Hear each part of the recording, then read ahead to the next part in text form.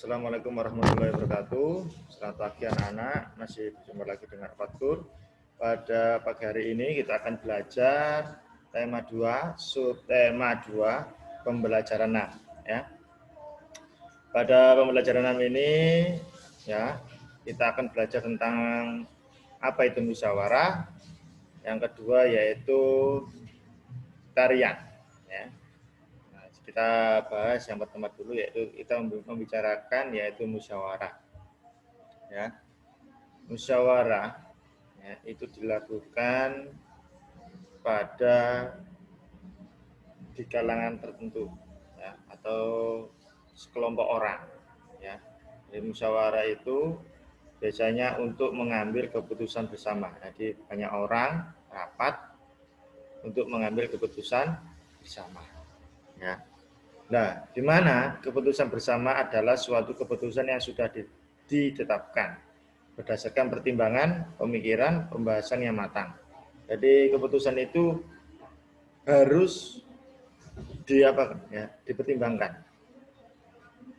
Jadi dipertimbangkan bagaimana? Oh, kalau sudah disepakati bersama, berarti harus dilaksanakan bersama.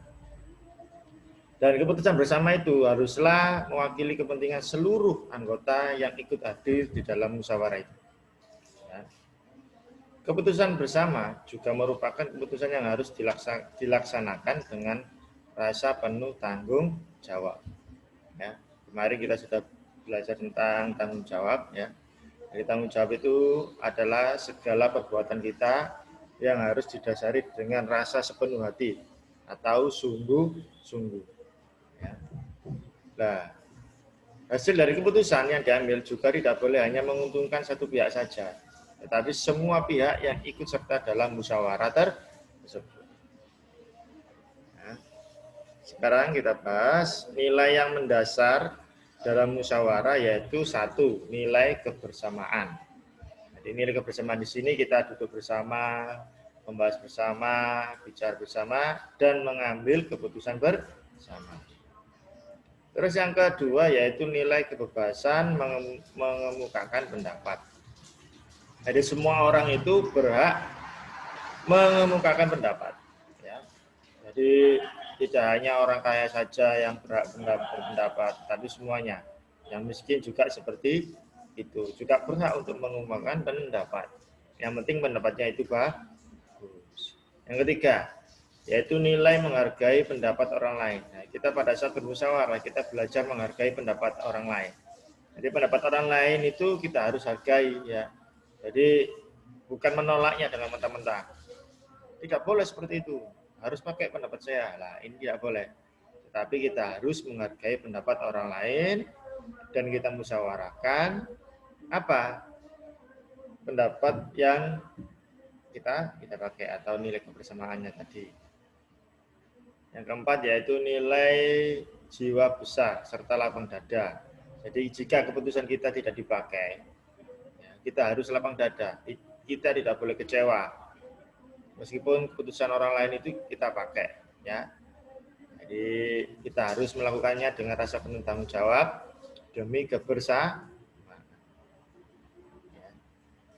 Dalam proses musyawarah, kita pasti akan mendengar pendapat dari peserta musyawarah yang lain. Ya, ada yang berbeda-beda, ada yang saling support, ada yang saling bertentangan. Yang penting kita apa?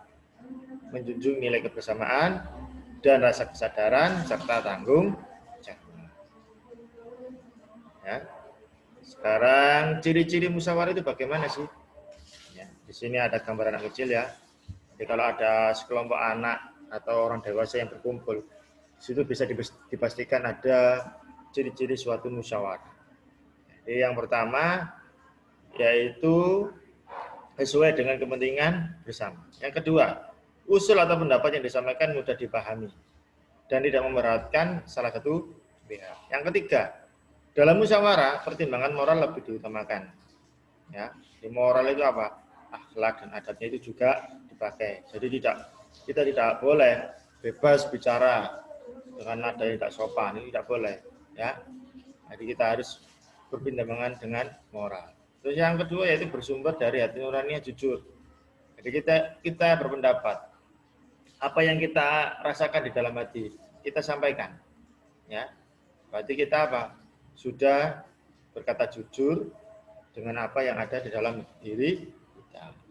Yang keempat, pembicaraan harus dapat diterima dengan akal sehat. Ya, jadi usulan kita itu harus diterima dengan akal sehat. Jadi tidak apa ya, yang mustahil itu kita usulkan tidak, tapi yang mudah-mudah saja. Contoh, ya, setiap hari Senin kita akan melakukan apa? Baca bakti sebelum melakukan upacara. Nanti kalau itu masuk dalam akal sehat, yang tidak akal sehat bagaimana? Ya, yang tidak akal sehat itu begini. Setiap anak ya diwajibkan untuk membersihkan kamar mandi, ya tidak mampu. Ya. Jadi usul itu harus yang rasional atau yang berakal sehat, yang bisa dilakukan lah. Dalam pelaksanaan musyawarah untuk mencapai mufakat, kita harus berpedoman pada prinsip-prinsip aturan musyawarah. Antara lain, yang pertama, ada musyawarah itu dilandasi dengan akal sehat.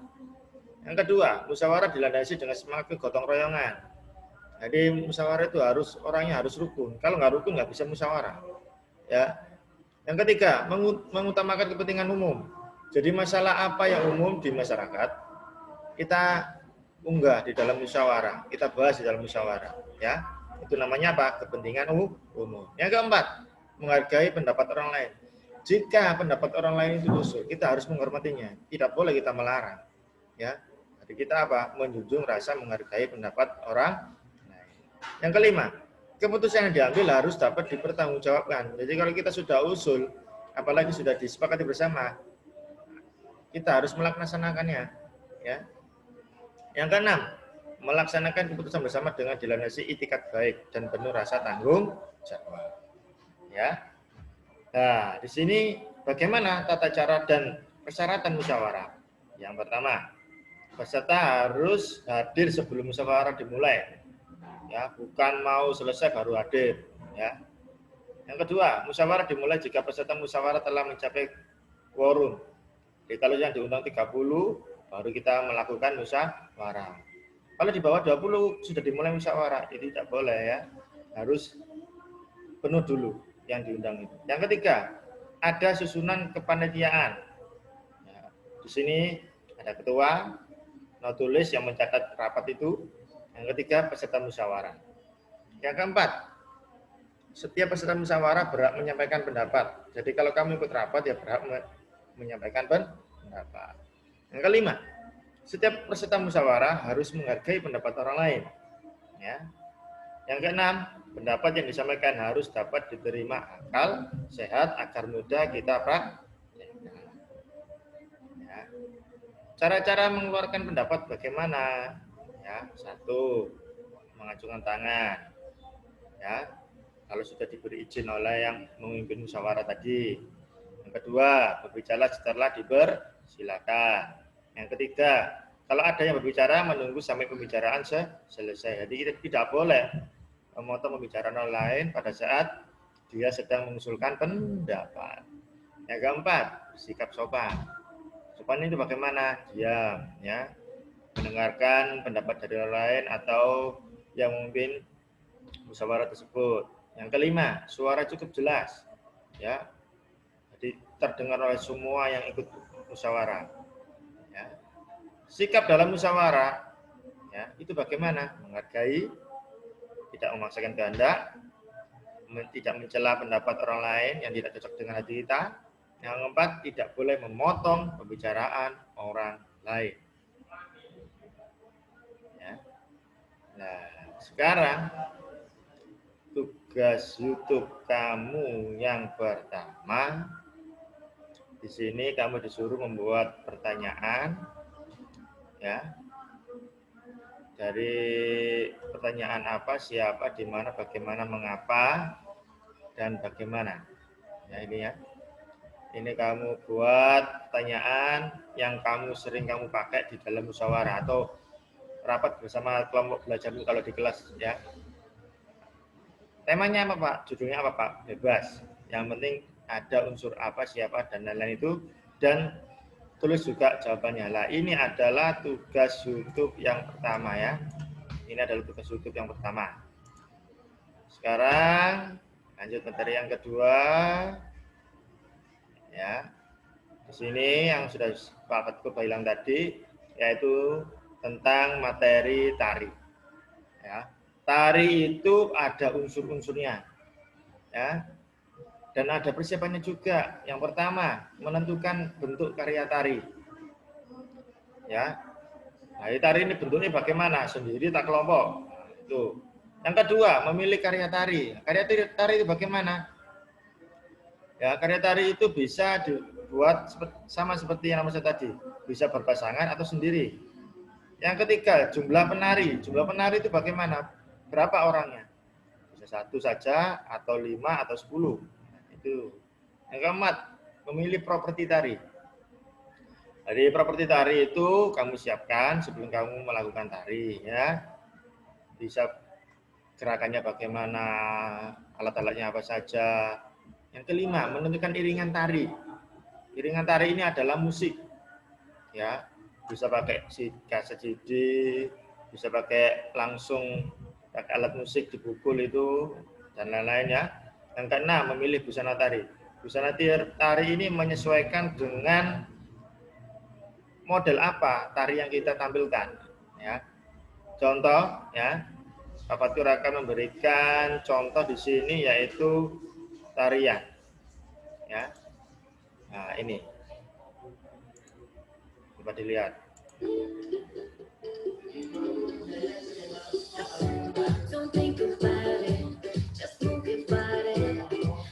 Nah, ini adalah tarian modern ya. Nanti gerakannya itu modern. Jadi seperti kita senam ya. Nah, ini bisa kamu lihat di link YouTube yang sudah saya share di grup. Nanti kamu praktekkan sendiri atau kelompok ya. Ya. Dan tugas YouTube yang kedua adalah kalian membuat ya video durasinya 1 menit sampai 2 menit, yaitu praktek menari ya yang ada di link YouTube video tari yang sudah saya share di grup tadi ya. Itu tugas YouTube yang kedua. Dan tugas YouTube yang ketiga yaitu merangkum materi yang sudah saya sampaikan dari awal sampai akhir ini. Ya, tugas YouTube yang ketiga. Ya. Terus tugas YouTube yang keempat yaitu kalian jawab di buku Sang Juara Kamu halaman 48, yaitu bagian bekerja sama dengan orang tua. Ya, yaitu kamu disuruh menjawab, yaitu soalnya tanyakan kepada orang tuamu cara menjaga kesehatan tubuh agar tidak terserang penyakit influenza atau flu atau pilek. Ya, itu saja dari Fatkur. Jadi tugasnya ada tugas YouTube 1, tugas YouTube 2, tugas YouTube 3, tugas YouTube 4. Sekian dari Fatkur, semoga bermanfaat ilmunya. Saya akhiri, wassalamualaikum warahmatullahi wabarakatuh.